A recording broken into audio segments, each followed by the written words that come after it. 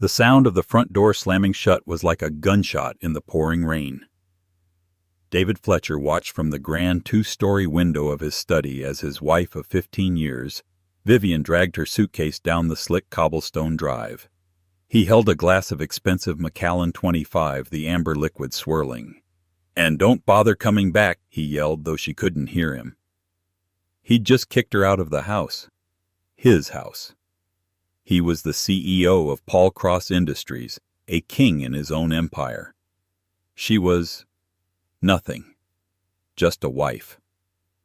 What he didn't know, what he couldn't possibly fathom, was that the woman shivering in the taxi was not just his ex-wife.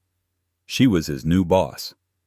The fight had been brewing for months, a low, toxic humidity in the air of their 12,000-square-foot Georgian mansion in Greenwich, Connecticut.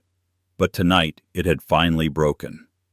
David Fletcher had come home triumphant. He'd just closed the Kenjutsu acquisition, a multi-billion-dollar deal that would solidify his legacy as the most brilliant CEO Paul Cross Industries had ever seen. He was 45, broad-shouldered, with a lion's mane of silvering hair and a voice that commanded boardrooms and silenced dinner parties. He expected adulation. He expected his wife Vivian to be waiting with a smile, a drink, and breathless admiration. Instead, he found her in the main atrium, standing beside a small, packed suitcase.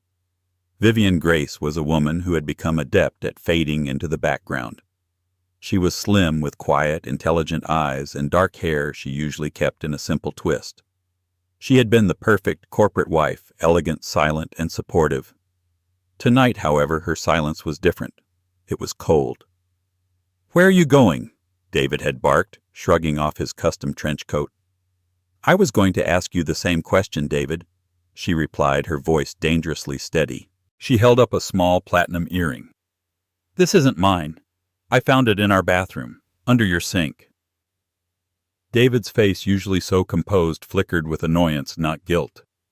"So what? We had a small celebration after the signing. Things got a little wild." "A celebration, David? Her name is Sophia Hayes. She's 26. She's an intern in your marketing department. And according to your credit card statements, you've been celebrating with her for 6 months. Paris, the Hamptons, a lease on a condo in Tribeca." David actually laughed. It was a short, sharp, dismissive sound. "You've been spying on me. After everything I've given you, this house, the cars, the access. You live like a Queen Vivian, and you contribute nothing." "Nothing?" The word was quiet, but it vibrated with a sudden unfamiliar force. "I managed this estate. I raised I managed your social life. I entertained your clients. I sat smiling while you took credit for ideas that what?" he sneered, stepping closer. The smell of whiskey and an expensive floral perfume, Sophia's perfume, rolled off him. "Ideas you had? You haven't had an original thought since we met. You were just Arthur Grace's timid daughter, and you'd be nothing without me. I took your father's legacy, that dusty old company, and I made it a global powerhouse. I did that." "My father," she whispered, and the look in her eyes was one of pure distilled ice. "My father trusted you." "Your father was a good man, but a soft-hearted fool," David snapped. "He didn't have the killer instinct. I do. And I am tired of dragging your dead weight behind me. This thing with Sophia, it's an upgrade. It's what I deserve." "You deserve—" Vivian took a deep breath, visibly composing herself. "I want a divorce, David." "Good." He smiled a predator's smile. "I'll have Marcus Ryland draw up the papers. You'll get the standard settlement. You'll be comfortable. Now, if you're quite finished—" He turned to go up the sweeping staircase, but Vivian's voice stopped him. "I'm not signing an NDA." David turned back slowly. "What did you say?" "I will not be silent about your infidelity. I will not protect your reputation. The standard settlement isn't going to cut it, David." A dark, dangerous rage twisted David's features. This was not in his script. She was supposed to cry, to beg to be broken. She was not supposed to negotiate. "You're in no position to demand anything," he hissed, walking down the stairs until he was inches from her face. "You think you can fight me? You have no money of your own. You have no power. Everything you own because my name is on it. This house. My house. The art on the walls. My art. The car in the drive. My car." He pointed a thick finger toward the door. "You want to fight? Fine. Fight me from a hotel room. Get out. Now." "David, you can't be serious. It's pouring. My name is on the deed to this house as well." "A technicality," he roared. He grabbed her thin arm, his fingers digging in. "A legal courtesy. I paid for this house with my bonuses. The bonuses I earned." He didn't just push her. He physically dragged her and the small suitcase to the massive oak doorway. He wrenched it open, and the cold, wet wind of the October night blasted into the warm foyer. "You want a war, Vivian? You just lost. Get out of my house." He threw her suitcase onto the wet cobblestones, where it popped open, spilling a few items of simple clothing. He didn't shove her, but his presence was so menacing, so violent, that she stumbled backward over the threshold and onto the steps. "You will regret this," she said, not as a threat, but as a simple, chilling statement of fact. She rightened her feet, her rain-soaked hair clinging to her face. "I'm already forgetting you," David spat. He slammed the door. The heavy thud of the bolt sliding into place echoed in the night. Inside, David Fletcher poured himself another drink. He felt a rush of adrenaline, of pure, unadulterated power. He'd finally cut the last tie to the old world, to Arthur Grace's sentimental nonsense. He picked up his phone and dialed. "Sophia. Hey." "Yeah, it's done. No, she's gone. For good. Why don't you come over? Bring that bottle of Dom we were saving. The house is all ours now." Outside, Vivian Grace stood in the driving rain for a full minute. She didn't shiver. She didn't cry. She simply stared at the house. Her house. The house her father had built. The house David had just claimed as his. She pulled out her phone, shielding it from the rain. She made one call, not to a friend, not to a hotel, but to a number she hadn't dialed in years. "Mr. Cole," she said, her voice clear and strong over the storm. "It's Vivian. Vivian Grace. Yes, it's been a long time. I'm afraid the contingency has been met. Yes, he just kicked me out. It's time." A black car, a discreet town car she had summoned half an hour before the fight even began, pulled up to the curb. She got in, leaving her ruined suitcase and scattered clothes on the drive like a shed skin. The driver didn't ask where she was going. He already had the address. Vivian didn't go to a friend's house. She wouldn't burden them, and more importantly, she couldn't risk any emotional attachments clouding her judgment. She checked into the Delamar Greenwich Harbor, a luxury hotel, under her maiden name. She needed a clean, sterile environment, a base of operations. For 2 days, she was a ghost. She ordered room service, her laptop open, staring at the complex stock tickers and internal reports of Paul Cross Industries. These were not new to her. While David thought she was at Pilates or hosting luncheons, she had been studying. For years. She'd read every 10K, every proxy statement, every analyst report. She knew the company's weaknesses, its bloated departments, and its over-leveraged acquisitions like the Kenjutsu deal. David saw it as his crowning achievement. Vivian saw it as a ticking time bomb, a massive debt anchor painted to look like a treasure. On the 3rd day, there was a sharp rap on her door. It wasn't room service. It was a process server. He handed her a thick, cream-colored envelope. Inside was the divorce petition from Marcus Ryland, David's attorney. Ryland was a shark known for burying opponents in paperwork and bleeding them dry in depositions. Tucked inside was a generous settlement offer. Vivian sat on the stiff hotel sofa and read it. David was offering her the Garden condo on the edge of town, a property they'd bought as a rental investment. He was offering a one-time lump sum payment of $5 million. In return, she was to sign a comprehensive non-disclosure agreement agreeing to never speak about David, his business dealings, or his personal life to anyone, ever. She was to relinquish all claims to the Greenwich Mansion, the Hamptons Beach House, the art collection, and most critically, any and all shares or holdings in Paul Cross Industries. A bitter smile touched her lips. $5 million. To David, this was an astronomical sum for a woman who contributed nothing. To him, it was a rounding error, a small price to pay for a clean, quiet exit. It was what he'd pay to make a minor lawsuit go away. He had forgotten or perhaps never known the scale of her family's wealth. He saw her as Arthur Grace's daughter, not as Arthur Grace's heir. Attached to the offer was a short handwritten note from Ryland himself. Ms. Grace Vivian, I urge you to accept this more than generous offer. David is prepared to fight. If you refuse, we will file for cause citing your erratic behavior and emotional instability. We have staff willing to testify. This offer is his way of being kind. Take it. Move on. Don't try to fight a man like David Fletcher. You will lose. Erratic behavior, she whispered. He was going to paint her as the unstable one. The classic textbook gaslighting of a powerful man. She picked up the phone and dialed her attorney. Mr. Cole, she said. I've received their opening salvo. It's as insulting as we predicted.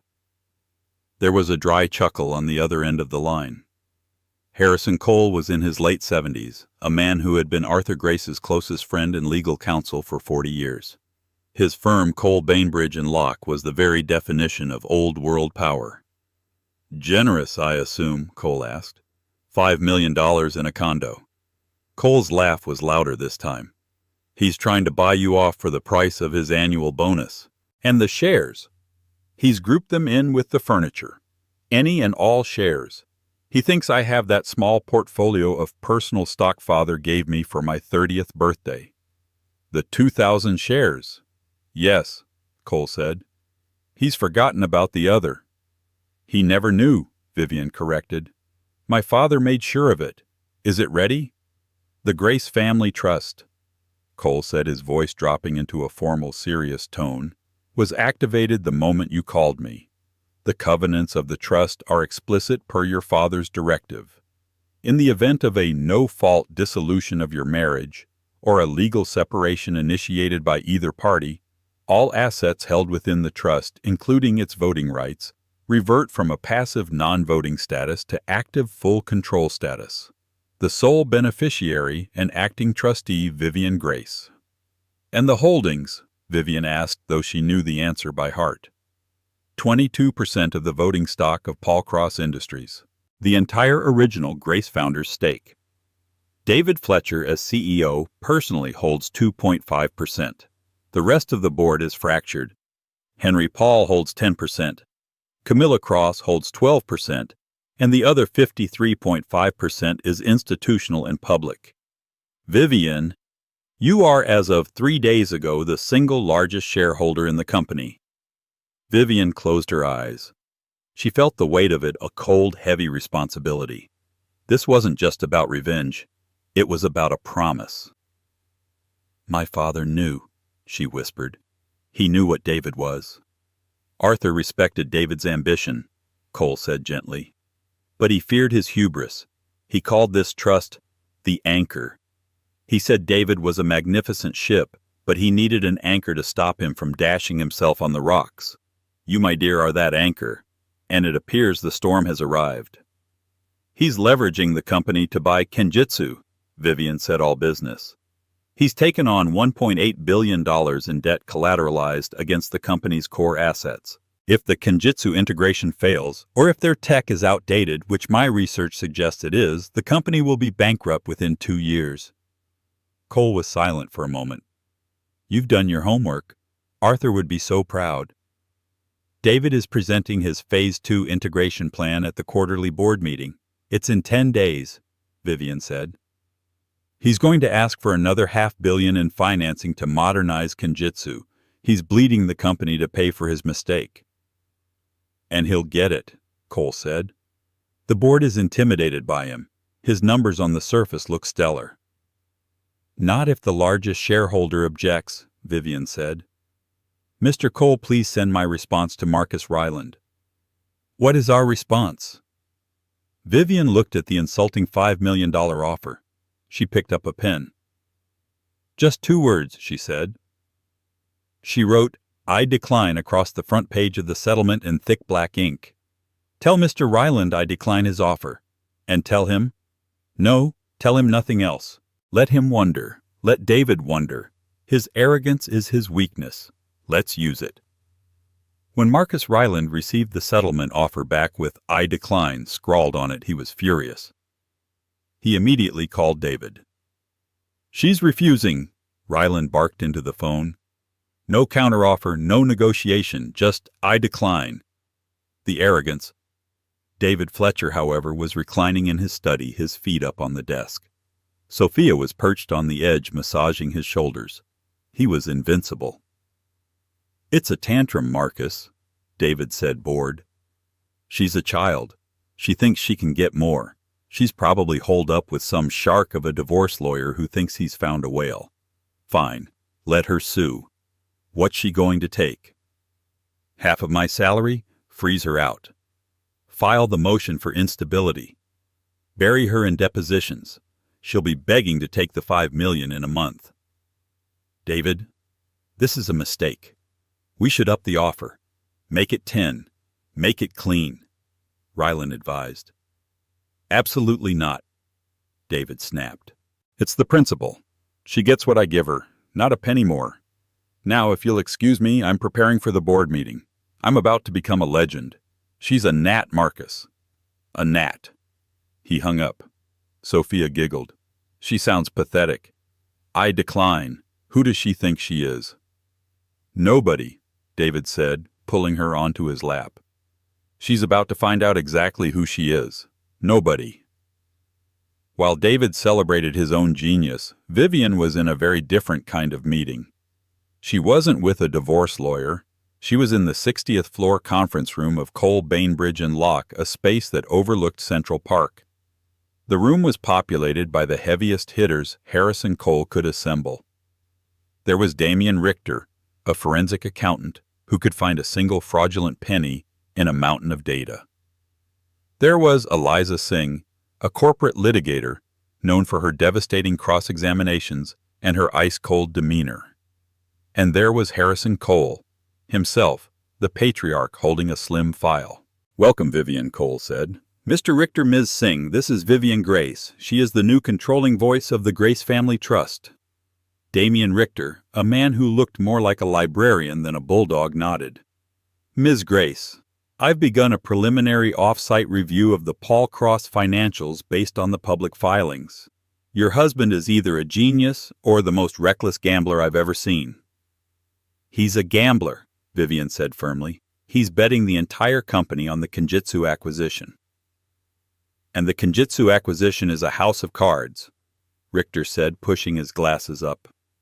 "Their key patents expire in 8 months. Their R&D division has been gutted. David Fletcher didn't buy a tech leader. He bought a hollowed-out brand and a list of obsolete clients. He paid $1.8 billion for a company worth at best $300 million. Eliza Singh, who had been silently observing, finally spoke. "Why a man that smart doesn't make a $1.5 billion mistake. It's not hubris. It's fraud." "Explain," Vivian said, leaning forward. "He had to know," Singh said.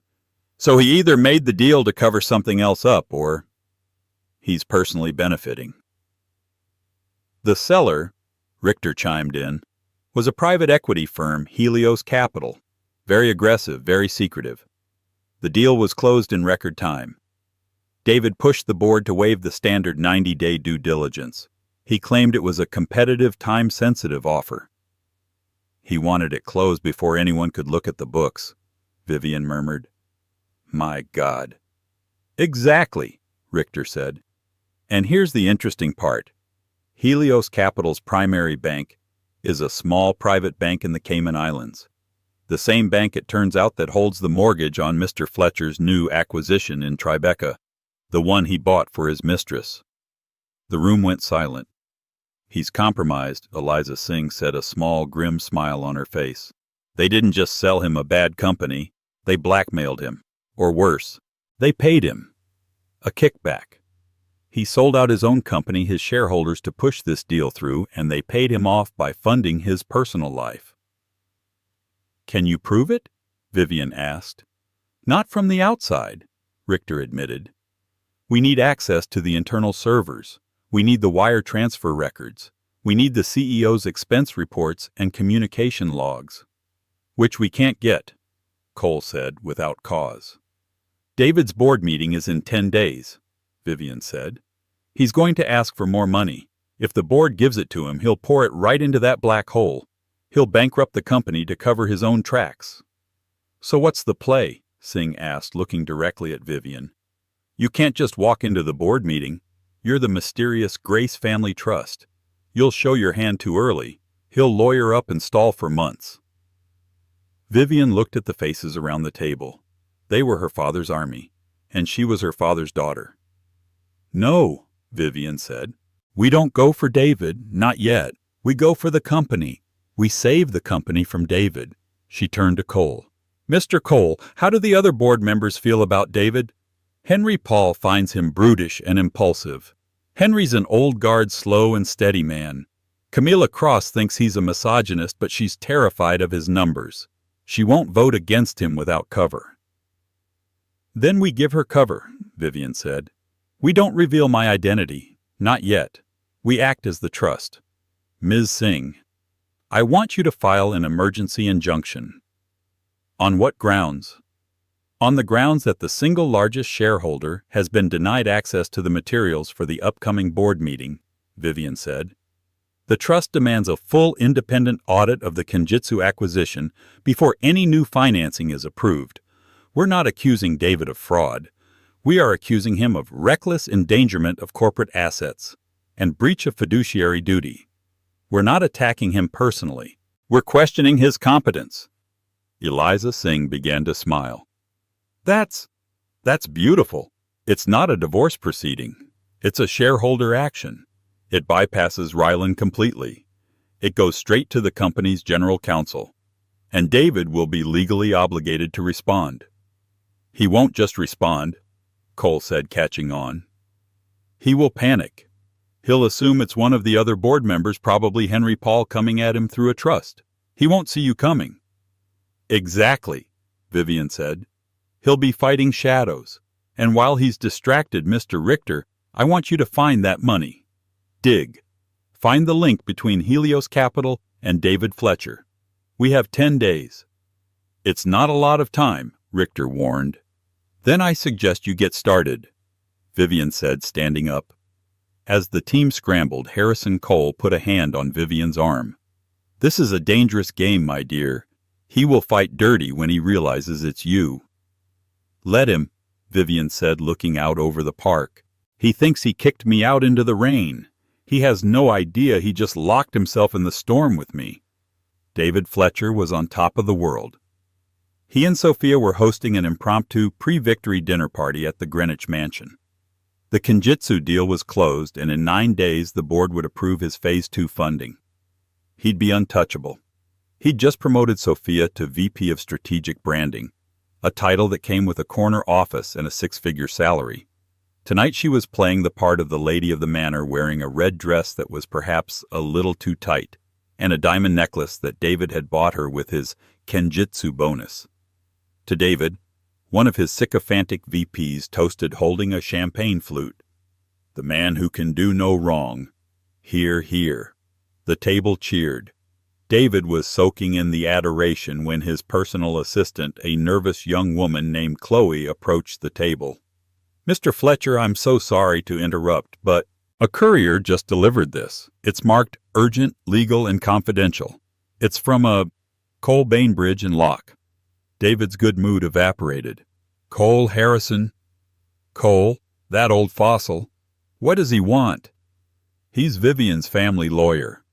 He waved dismissively. It's probably from Vivian. She's begging for more money. Give it to Marcus Ryland. I'm busy. Sir, it's not addressed to you. It's addressed to you as CEO and to the entire board of Paul Cross Industries. Now David was annoyed. He ripped the envelope open, annoyed at the intrusion. His smile faded as he read the first lines. This letter serves as formal notice. On behalf of our client, the Grace Family Trust, the single largest 22% shareholder of Paul Cross Industries, we are filing an emergency motion for injunction to halt the upcoming board vote on the Kenjutsu Phase 2 financing, pending a full independent forensic audit.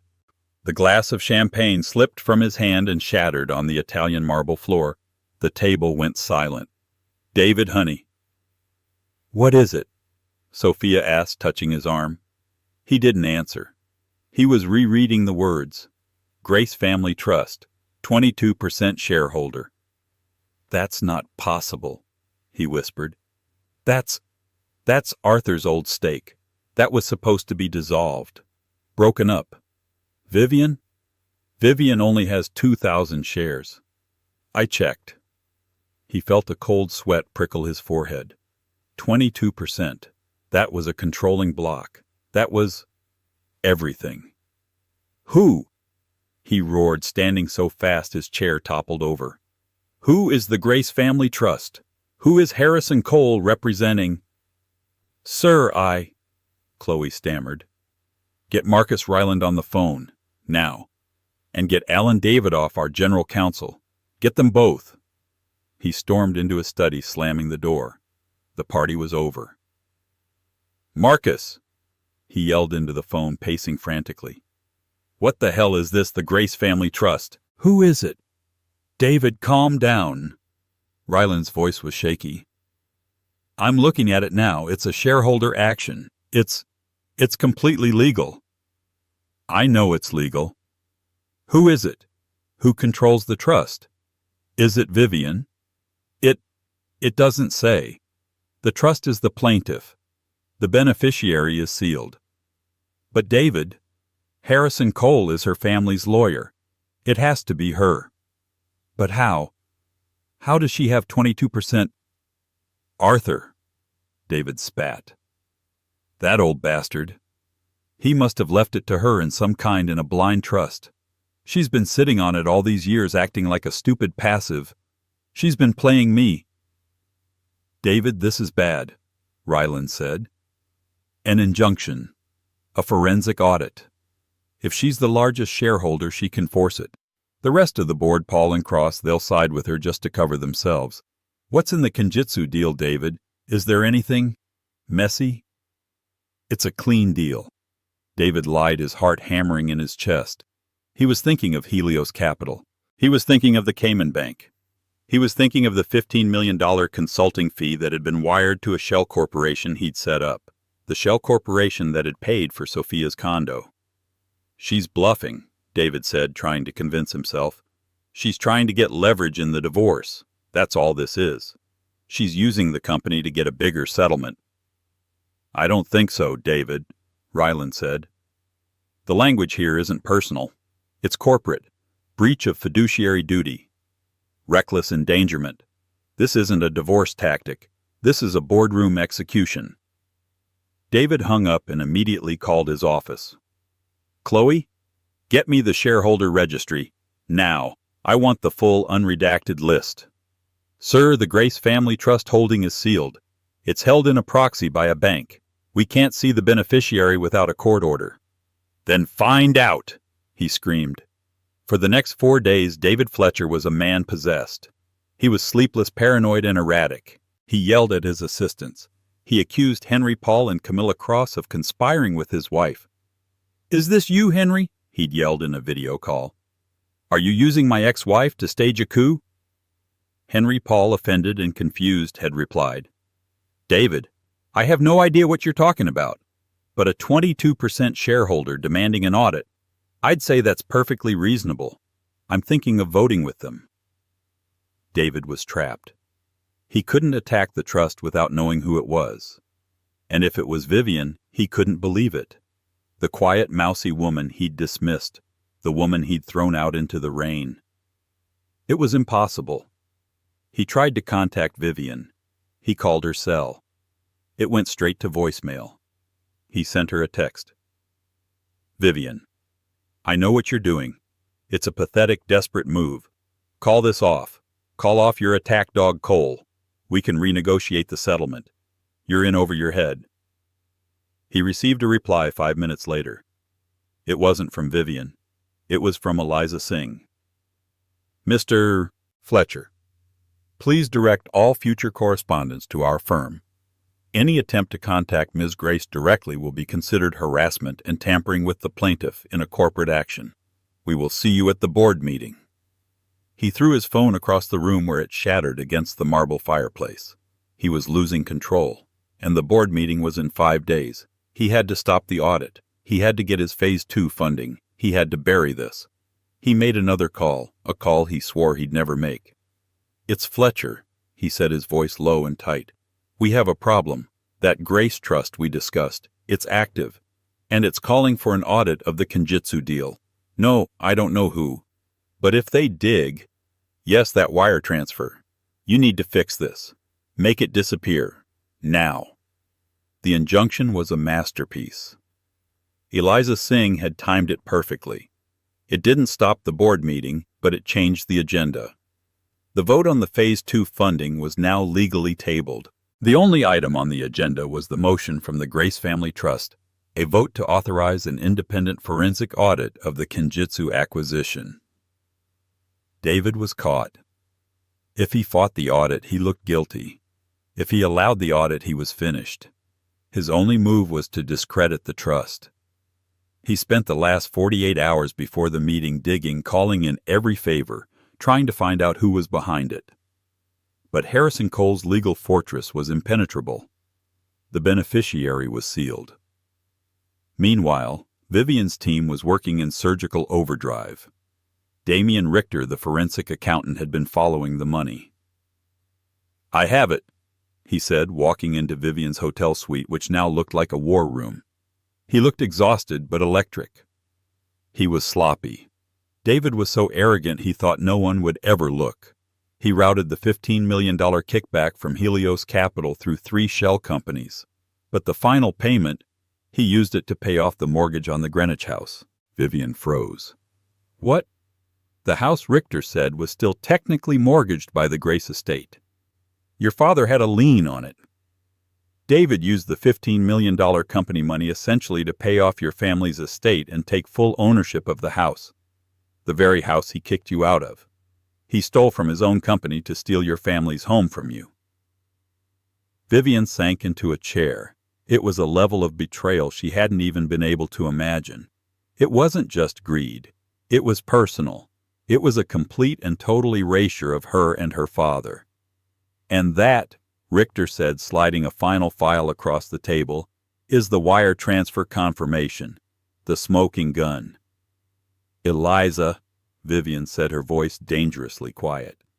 It's admissible, Singh said, her eyes gleaming. It's corporate fraud, wire fraud, and embezzlement. It's not just a firing offense. It's a federal crime. So what's the plan for tomorrow? Cole asked. We present this, we destroy him. Vivian was silent for a long time, staring at the numbers on the page. She thought of the rain. She thought of her father. She thought of David's laugh as he called her dead weight. No, she said finally. This isn't for the board. Not yet. Vivian, what are you talking about? Eliza said. This is the kill shot. If we present this, the company's stock plummets. CEO indicted for fraud. It's a scandal that will gut Paul Cross from the inside out. My father's legacy. All those employees. They'll be ruined. This isn't just about punishing David. It's about saving the company. Then what do we do? Cole asked. Tomorrow I am not the scorned wife. I am not the victim, Vivian said. I am the largest shareholder. We don't use the gun. We just let him know we have it. We go in with the breach of fiduciary duty. We question his competence. We expose the Kenjutsu deal as a bad bet, not as a criminal conspiracy. But we argue that he is too reckless, too hubristic to lead. And David? Singh asked. David will know what we have. I'll make sure of it. He'll be given a choice. He can either resign quietly citing personal reasons and hand over his 2.5% stake to the company, or we release the audit. You're going to let him walk? Eliza was aghast. "He's not walking." Vivian said, her eyes like steel. "He's going to be ruined. His reputation will be gone. His money will be gone. The divorce will take the rest. But the company will be seen as righting the ship. New leadership. The stock will stabilize. This is how we save Paul Cross. We cut the cancer out cleanly." Harrison Cole smiled. "That, my dear, is exactly what your father would have done." "One more thing," Vivian said. She picked up her phone and dialed. "Chloe." "Yes, this is Vivian Grace." "No, I'm fine. I need you to do something for me. I know you've been Mr. Fletcher's assistant for 5 years. Yes, I know he's been difficult. I am offering you a new position, executive assistant to the office of the chairman. But first I need you to place one item on the boardroom table, at Mr. Fletcher's seat, no one else's.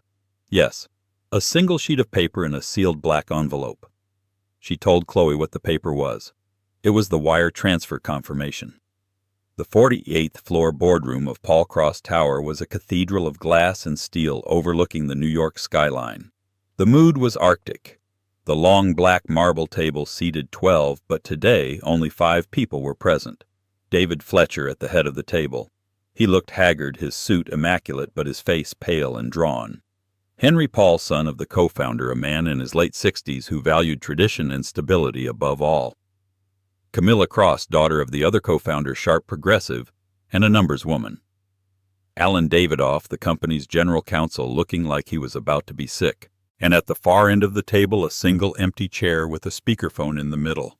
This was for the representative of the Grace Family Trust. David gripped the edges of the table. He was ready for a fight. He was going to paint the trust as a hostile outside agitator trying to greenmail the company. He was going to defend the Kenjutsu deal as a bold, forward-thinking move. "Let's get this over with," David said, his voice grating. "As you all know, an anonymous entity, the Grace Trust, has filed a frivolous motion to stall our progress. I urge the board to vote no on this absurd audit so we can get back to the business of—" "Before you begin, Mr. Fletcher," Henry Paul interrupted, his voice dry, "I believe the representative for the trust is dialing in." The speakerphone in front of the empty chair lit up. "This is Harrison Cole of Cole, Bainbridge & Locke, acting as counsel for the Grace Family Trust." The old lawyer's voice filled the room. "The trust, however, will not be dialing in. The primary beneficiary will be attending in person." David's head snapped up. "What? That's not protocol. Who is it?" As if on cue, the double doors to the boardroom hissed open. 2 people walked in. The first was Harrison Cole holding a leather briefcase. The second was Vivian Grace. She was not the woman David had thrown out. That woman was gone. This Vivian was dressed in a dark charcoal gray suit perfectly tailored. Her hair was pulled back in a severe, elegant chignon. Her face was calm, composed, and utterly unreadable. She walked with a silent, powerful grace that commanded the room. David Fletcher's blood ran cold. He visibly shrank in his chair. "Vivian, what?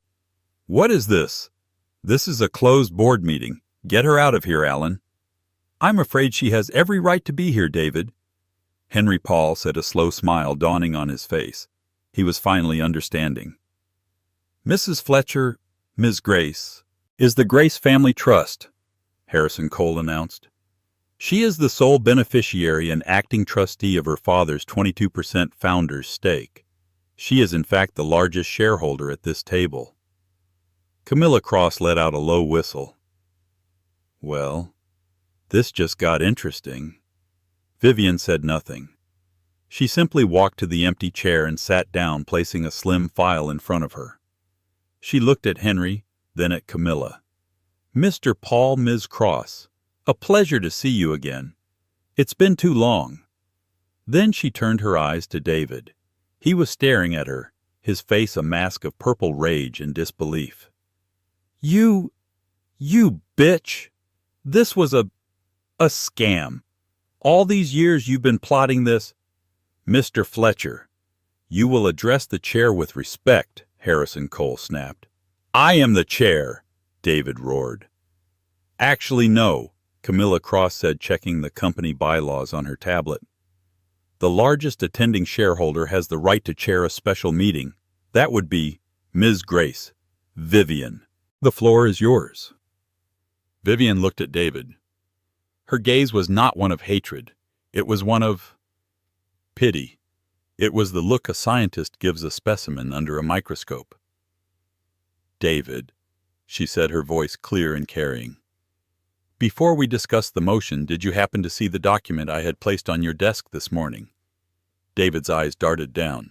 He'd been so panicked he hadn't noticed the slim black envelope. His hands trembled as he tore it open. He pulled out the single sheet of paper. He read it.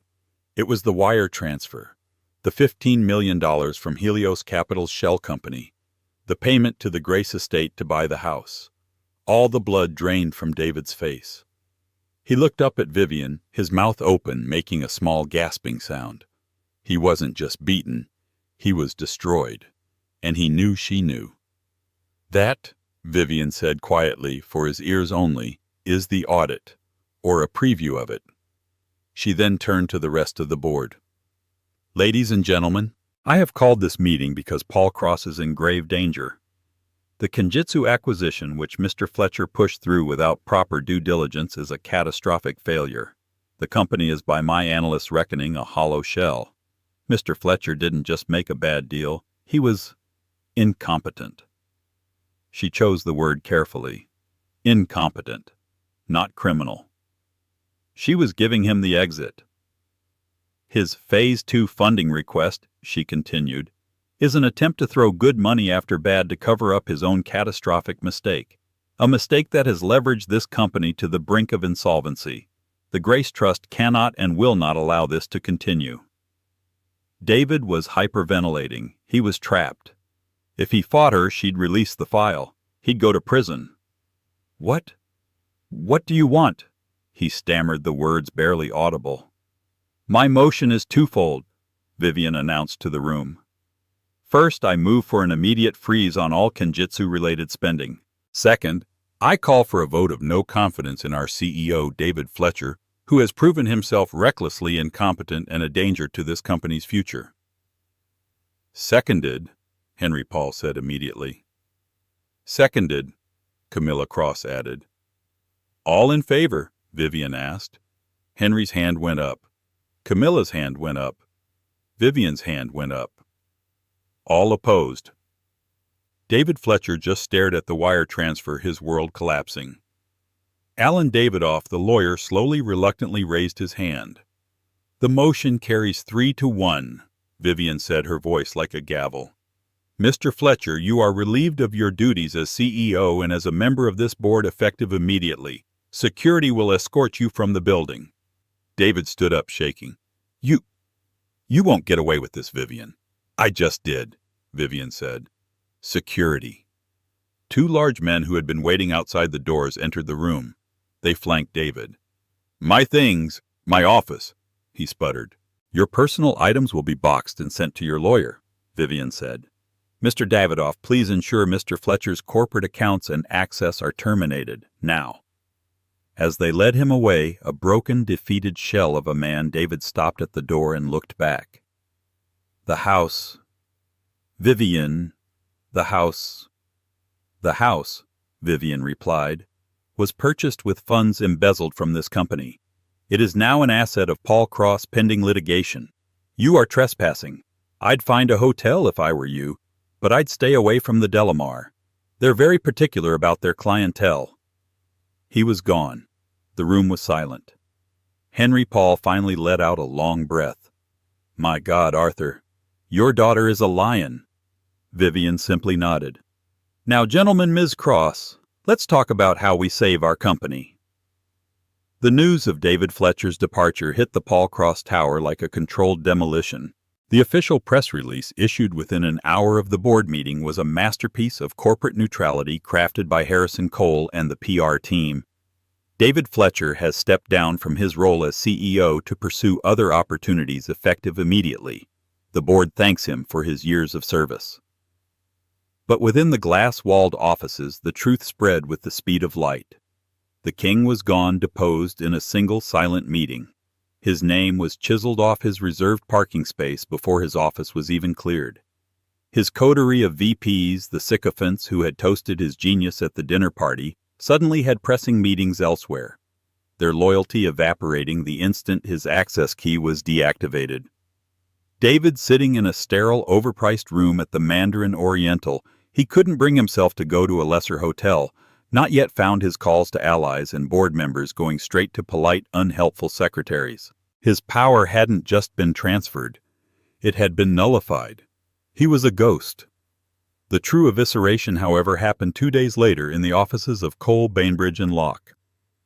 A shell-shocked, trembling Marcus Ryland sat opposite Eliza Singh, who looked as if she were about to discuss the weather. "This is our final settlement offer, Marcus," Eliza said, her voice flat. She slid a single-page document across the gleaming mahogany table. Ryland read it. His face, already pale, turned a sickly ashen gray. This is a joke. It's punitive. It's theft. You're taking everything. His personal assets, the art collection, the Hamptons house. You can't do this." "I can, and I have," Eliza replied, not even glancing at her notes. She steepled her fingers. "Let's review the facts, shall we? Fact 1, the Greenwich Mansion. It was purchased using a $15 million kickback from Helios Capital Funds, demonstrably embezzled from Paul Cross, Ms. Grace, as the primary shareholder, has graciously agreed to forgive the company's loss in exchange for the deed. It's no longer a marital asset, Marcus. It's a corporate reclamation. But the Hamptons house, the art that was purchased with his bonuses." Ryland sputtered, desperation creeping into his voice. "Ah, yes, the bonuses," Eliza said, allowing a small, cold smile. "I direct you to Article 4, Section B of the prenuptial agreement, the one your client insisted upon, if you recall, the infidelity and morality clause. His documented long-term affair with Ms. Sophia Hayes, complete with Amex receipts for hotels, jewelers, and a leased condo in Tribeca, voids all his claims to a 50-50 split of non-corporate assets. He broke the contract. He gets nothing. This is vindictive." Ryland slammed his hand on the table. Eliza leaned forward, her eyes narrowing to slits. "Vindictive, Mr. Ryland. Vindictive would be forwarding the full file on my desk, the one detailing wire fraud, embezzlement, and conspiracy, to the U.S. Attorney for the Southern District of New York. What this is," she tapped the paper, "is a gift. This document ensures my client's silence on his criminal activities. This is not a negotiation. This is an abdication." "What about his shares?" Ryland whispered, utterly defeated. "His 2.5% stake already forfeited. That is the only reason he is not currently in a federal holding cell. He will walk away with his personal bank account, which after your fees will be negligible, and his cufflinks. Tell him not to contact Ms. Grace or the company ever again." As for Sophia Hayes, her corporate revolution was short-lived. Her new high-limit corporate card was declined at a Chanel boutique on Fifth Avenue. By the time she got back to the Tribeca condo, fuming, the locks were changed. Her new title and corner office rescinded. She, like David, had learned the brutal lesson that proximity to power is not the same as holding it. The 6 months that followed were grueling. Vivian wasn't just a figurehead. She was a wartime general. She was named permanent chairwoman of the board by a unanimous vote from Henry Paul and Camilla Cross, who were both deeply impressed and frankly a little terrified by her quiet competence and ruthless efficiency. "She cut out the rot without killing the patient," Henry had remarked to Camilla over coffee. "Her father was a builder. She's a surgeon."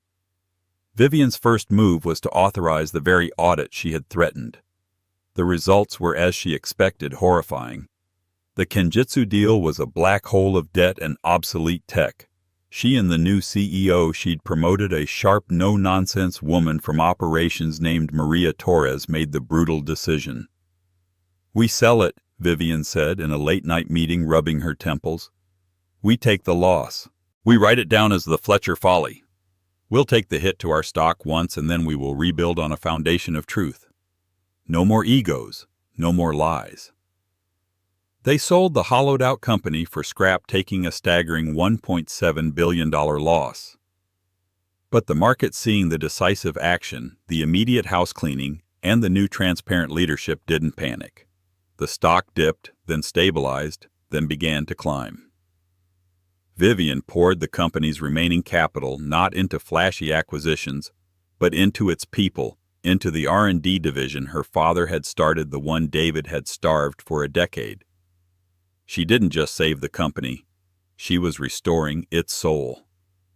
Tonight, Vivian returned home. Not to a hotel, not to a condo, but to the Greenwich mansion. It was hers. The air was different.